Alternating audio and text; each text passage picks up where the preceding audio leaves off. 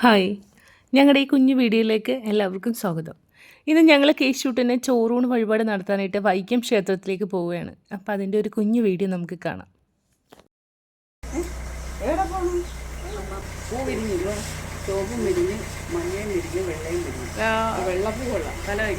വേണ്ട, മുടി അയച്ചിട്ടിരിക്കട്ടെ.